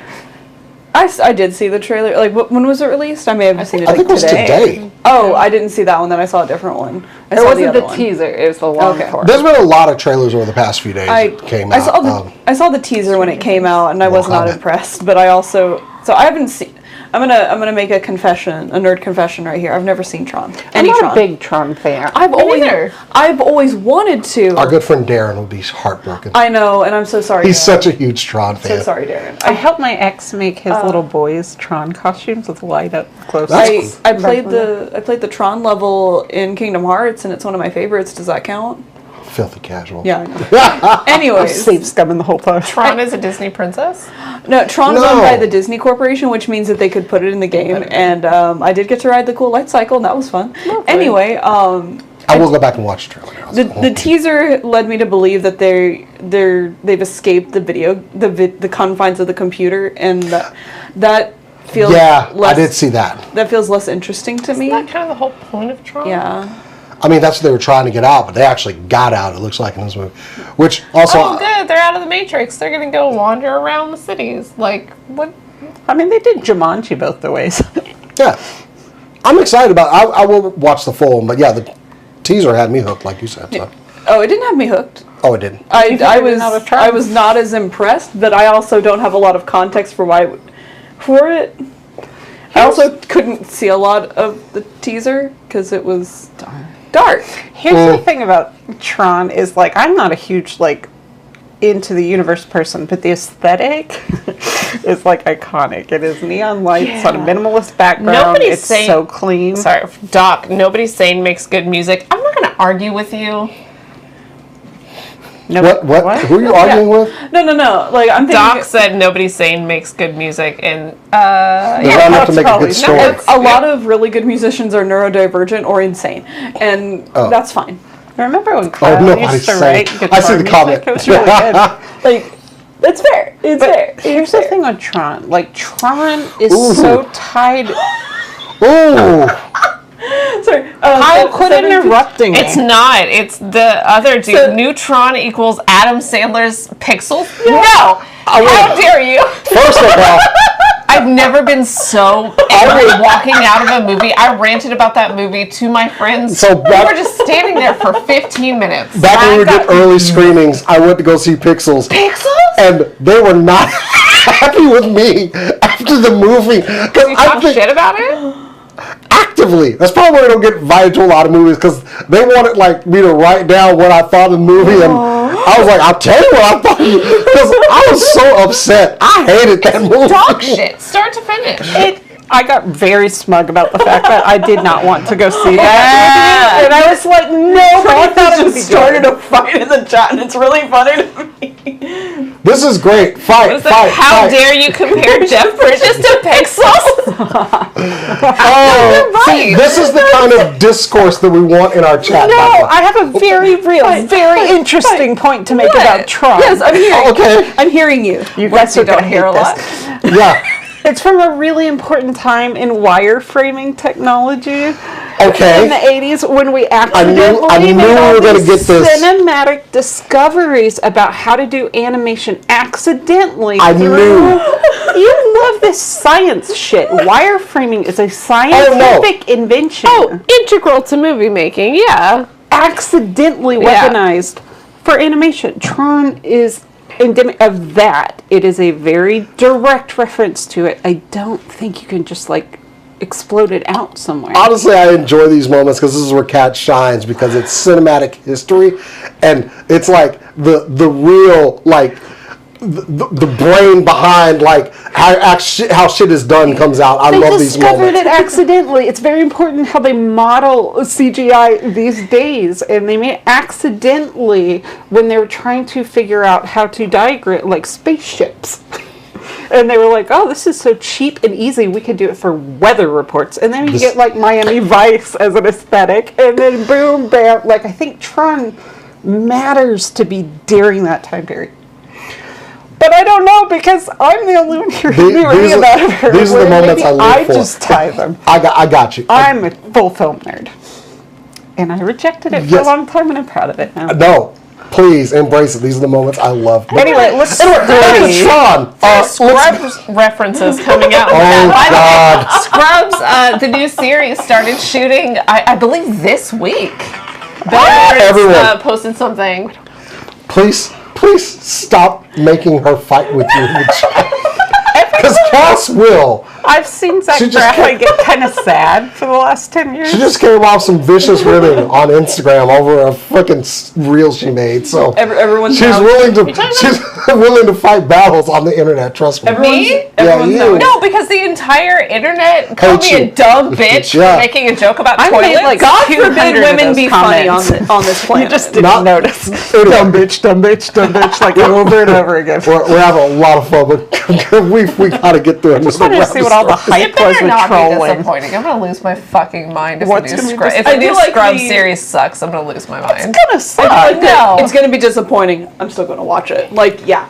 Yes. Yeah, I'm still there for Tron. I'm there for Tron. Okay, it is. With Jared, it's such a hard. I'm there for Tron. That's all it is. I'm just gonna wear headphones with zoom noises in it, pretend like he's not talking. Hopefully, That'd be Daft fun. Punk does the music again. Anyway, Yes, Daft Punk is also Hopefully, tied it into that. overpowers Jared Leto's dialogue. Don't use like turquoise. That's weird. Use like would red, love cyan, to yellow. collaborate 757. That would be really fun. we don't know him. Then you don't know. I'm a sucker for. We don't know them. Oh yeah, we don't know them. Gotcha. I'm just kidding. We can discuss this later. if you're Anyway. lady and you're hot. Just kidding. Oh, 9 Inch Nails is doing all the music. Never mind, I'm in. I am fucking in. So speaking of 9 Inch Nails, Jane's Addiction punched Dave Grohl. The whole band? No, just Dave Grohl. Tyler. Oh, that's Why a good point. I think Daft Punk is no, disbanded. Jane. No. No, they got back together. Oh, did they? Yeah, they did break up, but then they got back together. They've all been doing so like reconvenes for a minute. They got divorced, but then they had a child. They're staying together for you consciously children. uncoupled. All right, Not a good idea. Cute little techno guy.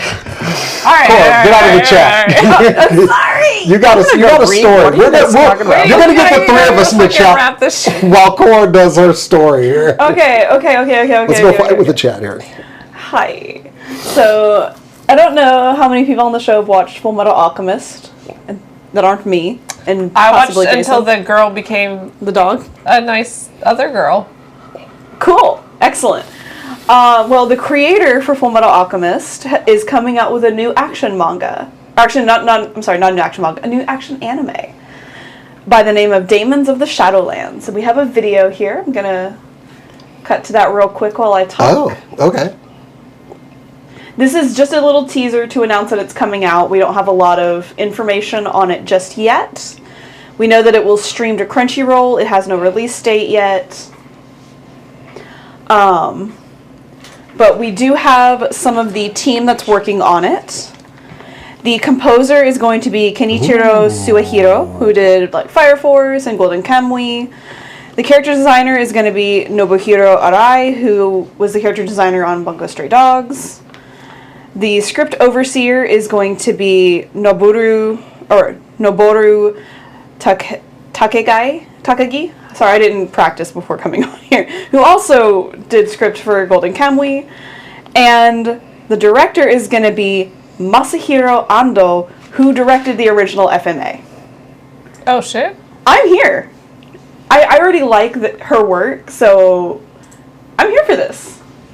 I need more information immediately. Yeah. Hold on, I have a blurb that I saved. So we got Square and Aniplex working on something. Yep, this is also being brought to us by Studio Bones, which is done. It's a great animation company. Damn, dude.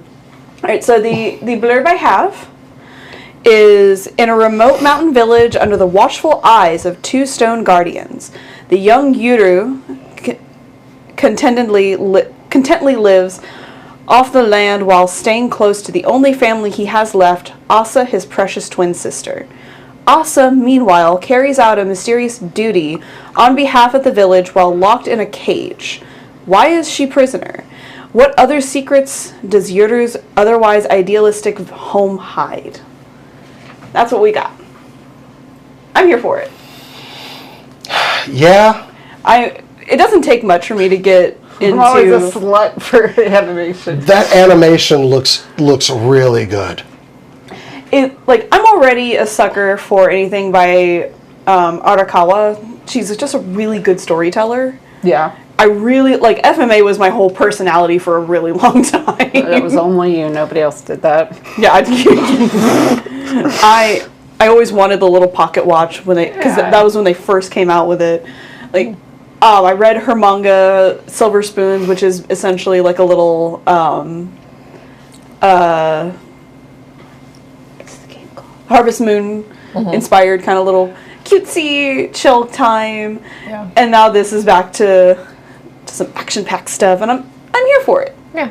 I always wanted one of my brothers to be locked in a cage of an old-timey armor. I mean It never happened. That's just We tried to do Man normal in the Iron behavior. Mouse, but they told us it was lead and we couldn't. Cool.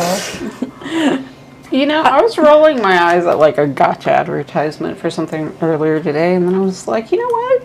This is a lot more inclusive to a type of usually woman who's not me. Yeah, like women. Good for them. And then I had a better attitude and went about my day. Might not be my thing, but I'm glad it's being made. Yeah, I can't Not wait gotcha specifically. Yeah, I know what you mean. Yeah. I'm looking forward to more information being released. I'm looking forward to an actual trailer coming out so we can see more completely how the animation will play out instead of just basically moving still image. Right. Yeah. Yeah, I'm introducing a new anime, Brothers in Cages. That's just a weird offshoot of FMA at this point. We have a lot of brothers. Yeah. We shove them in cages, try and make some cash. That was a Good for something. gag. I mean, that's all brothers are for, right? Just Was it Exactly. brother fights or something? Something like that. Yeah. Anyway. yeah. Classic 20-year-old This was reference. technically announced during our little 2-week period, but I got really unhinged about this. I've calmed down now. Surprise. Oh, I had a full set of stories last week or the week before. I was like, oh, I have this. Oh, whoops. Sometimes they're worth waiting on talking about Yeah. later. What was the Judge Dredd story? Did we get to? Oh no, I got that one. It's It's in the tags. What is it? Yeah, Jason, it's your turn now. Gotta say it. Gotta be fast. all right. Gotta go. In the mid '70s, Judge Dredd was introduced in the comics. Make Very that fast. Yeah. We have to be like, gotta go, In gotta go. 1995, Sylvester Stallone made a Judge Dredd movie, which I hated. Get into this century. 2012, There we go. we got the most perfect telling of Judge Dredd on the silver screen by Carl Urban, and no one ever did anything else after that. Today it was known that Taika Waititi is in the talks to do the next Judge Dredd movie. Okay, right now some of y'all are probably screaming no at the top of your head. No, I love But they are talking about doing a darker, more comics accurate Dredd, which definitely the Carl Urban film was a more accurate version of how Dredd is supposed to be portrayed, but the look wasn't quite there. But still, great movie in my opinion. Here's why this could be a good thing. Carl and Takai are both New Zealanders and have worked together in the past on Thor Ragnarok. I have high hopes that we could get possibly Carl Urban back for this role with the friendship that him and Taika Waititi have. I am trying to be hopefully optimistic here because I do love the Judge Dredd movie that Carl Urban made. This was what I wanted. Carl Urban reprising? Yeah, absolutely. Like, I just don't care about Carl Urban. Look, his portrayal of Judge Dredd was spot on. None of that yelling stuff. He never took the helmet off. He is cold, calculating. There was no panic. It was the way he portrayed the character that really, like, when he was teaching the rookie. Then they were in odds where they were likely going to die, and at no point did he raise his voice. He was just like, we're trapped in this Dislike building. Carl Urban. No, absolutely not. I love Carl Urban. But like, this goes back to like you want to do a new thing. Like, I'm here for a new thing because I love comedy, getting involved in darker, weirder stuff. I think it's often a good move, and Taika Waititi is very at home there. Ragnarok notwithstanding, Lone Thunder notwithstanding. But what we do in the shadows is epic, front to back. Absolutely. But here's the one thing. Judge Dredd is not funny. Like, there's nothing funny about what happens in this movie. That's what I'm saying. Like, it is You will not hear Dredd crack a joke at all. It's not That's necessary. that's not the only thing that makes a situation comedic. No, it can still be a good movie. I'm just saying, but because of that friendship that these two have and their past working relationship, we could possibly get Carl back in that role. Because honestly, I don't really want to see anybody else play Dredd because he did such a good job at it. I don't tie them in like that in my head, but I'm not a big Judge Dredd. Like, I don't know a ton. I haven't fandomed the whole time. But I don't want Taika Waititi to make a funny Judge Dredd movie. That's not what I'm saying. I'm saying comedy directors are often very good at timing, and with the exception of the Thor movies, I've liked his comedic timing. I have absolutely liked his comedic timing as well. I love Taika Waititi. I do not believe that he can make a serious movie. So, I mean, I don't want a bad movie. I'm going to be honest with you. I don't want to see a bad movie. I certainly don't want a bad movie of a character I actually like. Okay. So I have to be optimistically hopeful that there's going to be some good out of this, and that's what I'm looking for, possibly getting Carl Urban back in that role. Look, you can have funny stuff happening around Dredd and have him, no selling it all. That's humor in itself, but don't overdo it. And I think Waititi has gotten kind of a bad rap for not making a serious movie or living up to what this, like, the Judge Dredd movie was a hard R, well-deserved, and it delivered on those aspects of that world that they live in Mega City with Dredd. As a guy who is familiar with the character in the comics, I was very happy with this movie. I walked out of this movie like, awesome. That's the Judge Dredd I've always wanted to see on screen, and it kind of made me forget all about that shit that Sylvester Stallone made back in the day. Oh my God! I think that was the first movie that, as a teenager, made me rage. Taika Waititi made a movie about Hitler, and it made me cry. I don't think it will be a funny or not serious. I think it will maybe not be a super serious movie, but I don't think he's going to crack jokes in it. Yeah. Like, those are different things. And I think the man has a lot of talent in what he does. So I don't want to see a bad movie off this. And mind you, these are all talks. We don't know any of this for sure. There's I saw nothing. the same There's thing no pen to today. paper. But if it does happen, I want y'all to look at that relationship between the original actor. Well, not the original actor. The most recent actor for Dredd. This could work. This could work. So, yeah, that's it. Nothing. We will let you know more when we know more, but that's what we know so far. I find amusement in the fact that it was announced not too long ago that the live-action Akira movie that Taika was supposed to direct has gone back to the original copyright holders. Like, they don't have that. It can't be made over here unless they rebuy the license, because they stalled too long on it, because it was 10 years. It was announced 10 years ago. It switched directors. Taika was the last one to have his hands on it, and it defaulted back to the original copyright holders in Japan, which Yeah, he bought the option. He didn't make it. Which I'm just going to throw out there, thank God, because the plans they had for it would not have been fun.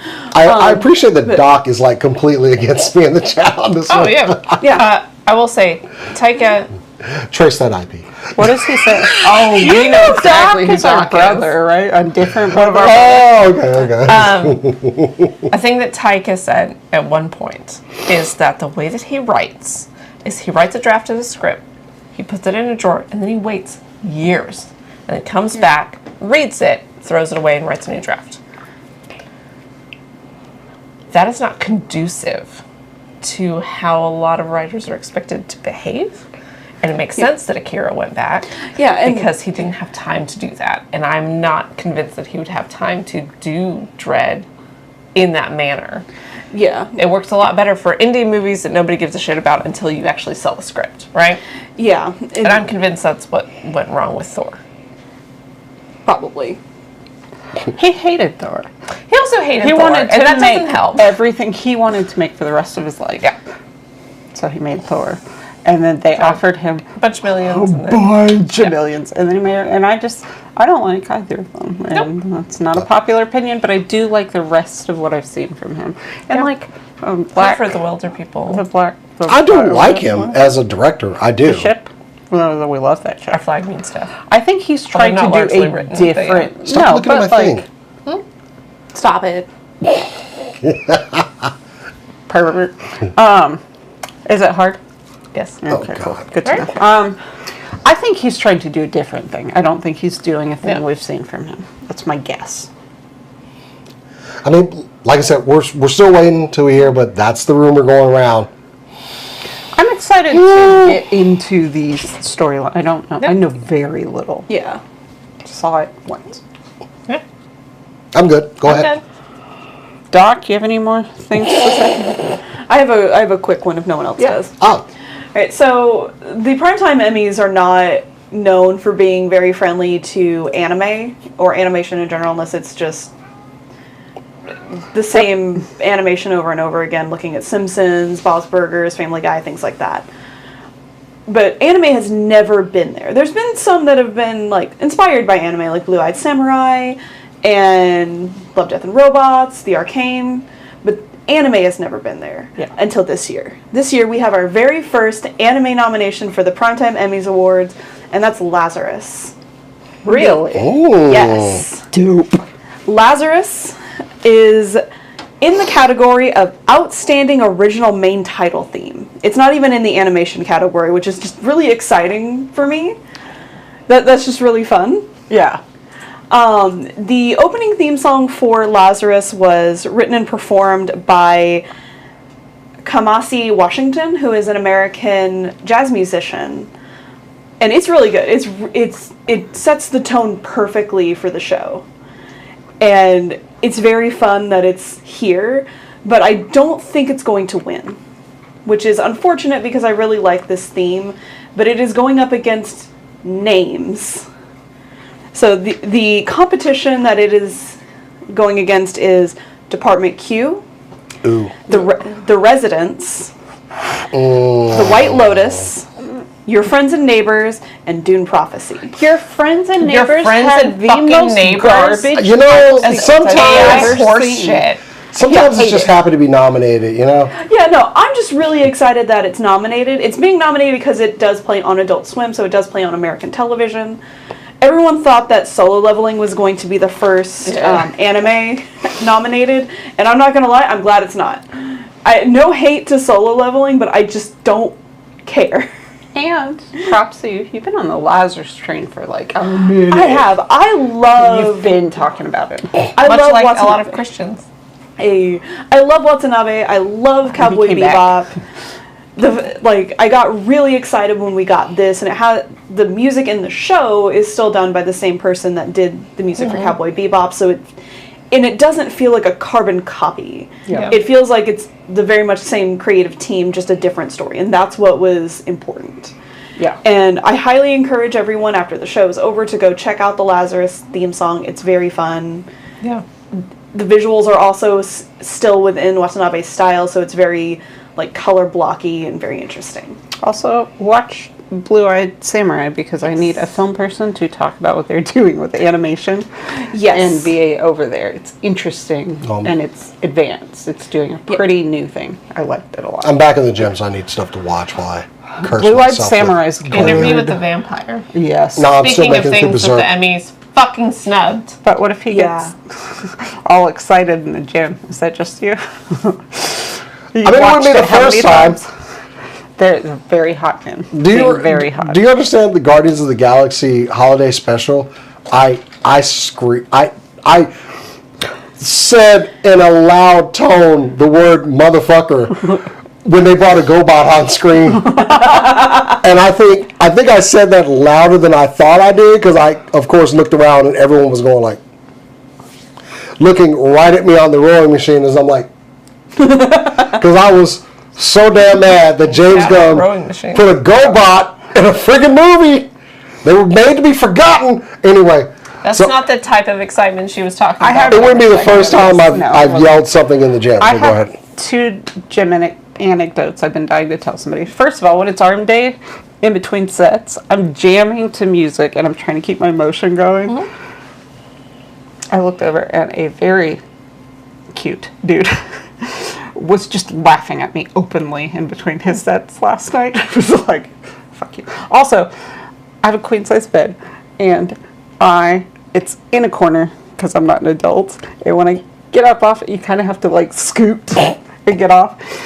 I worked out my arms so hard and my legs so hard the next day that my thighs were too sore to scoot me over, and when I tried to lean back on my lats, they would seize because I was too sore. Oh no! And so I've been sitting there having to pee for like an hour every night for the last couple nights. That's all. That's my humbling. That's I'm in what my you 40s deserve. in bodybuilding. After I've completed my PT and my arms work again, like I can grip stuff again, I kind of overdid it. And like day 4 straight, my body said, bye.